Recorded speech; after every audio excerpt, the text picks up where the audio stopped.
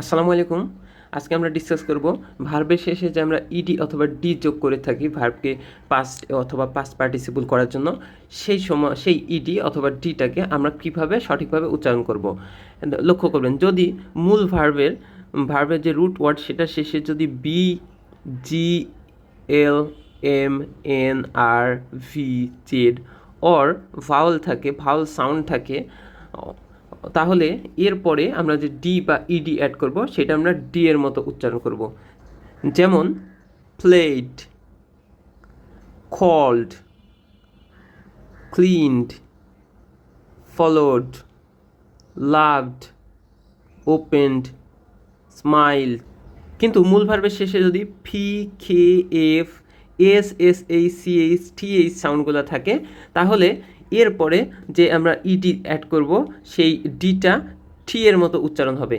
যেমন helped, asked, laughed, kissed, watched, packed, pushed।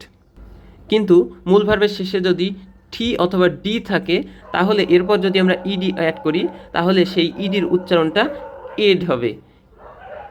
এই add উচ্চারণটা, এডের যে ই ভার্বটা এটা বাংলাতে নেই।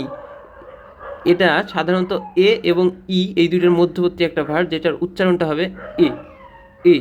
যেমন লক্ষ্য করবেন ওয়ান্টেড, নিডেড, ওয়েটেড।